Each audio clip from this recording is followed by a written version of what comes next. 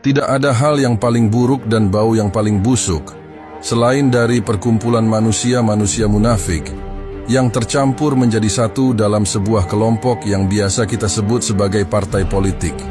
Jika ada seseorang bertanya, sebetulnya apa fungsi dan kegunaan dari partai politik untuk masyarakat? Jawab saja tidak ada, karena partai politik ini sama sekali tidak memiliki kontribusi apapun untuk membangun negeri, apalagi untuk kepentingan rakyat. Karena visi misi dan tujuan mutlak dari partai-partai politik tersebut tidak lain dan tidak bukan, hanyalah untuk merancang konspirasi demi mementingkan kelompok dan kesejahteraan anggota mereka masing-masing.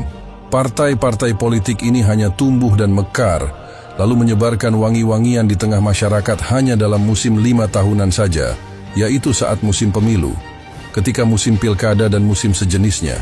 Tapi setelah beberapa musim itu berlalu, maka masyarakat harus waspada, karena partai-partai politik tersebut akan kembali layu terkulai dan mengeluarkan bau busuk beserta racun yang sangat berbahaya. Kemudian bangkai parpol-parpol itu akan berubah menjadi monster yang bersarang di bawah tanah, dan hanya terbangun saat mereka merasa kelaparan saja.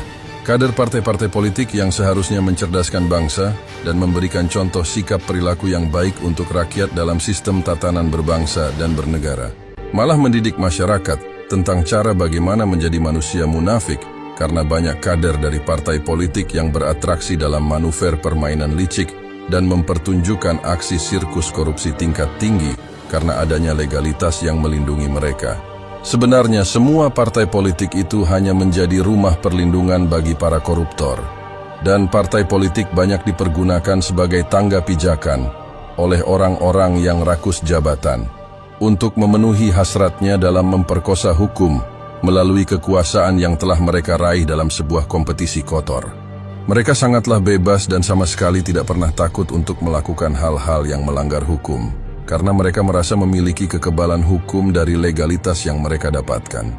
Legalitas mereka dilegitimasi langsung oleh rakyat jelata yang sangat minim intelektual. Kemudian suara rakyat itu mereka ambil dengan paksa, lalu ditukar dengan beberapa janji manis dan selembar amplop tipis. Ini juga menjadi salah satu alasan kenapa orang miskin di negeri ini begitu dipelihara. Karena orang miskin dan bodoh itu sangat penting keberadaannya untuk orang-orang kaya, agar orang kaya yang memiliki kepentingan itu bisa dengan mudahnya memperdaya lalu menculik dan mempermainkan suara dari rakyat jelata yang telah mereka rampas. Jadi berhentilah menjadi pendukung fanatik partai-partai politik ataupun orang di dalamnya, karena mereka semua hanyalah beberapa kelompok manusia licik yang mahir menipu dan tersusun dari sederetan manusia-manusia munafik yang pandai membual dan cerdas dalam berbohong. Di sini saya tidak menjelekan atau mendukung partai politik manapun.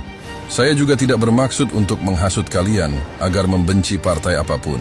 Saya hanya menjelaskan tentang pandangan saya dari sisi paling gelap, gelapnya kegelapan partai-partai politik yang sebenarnya.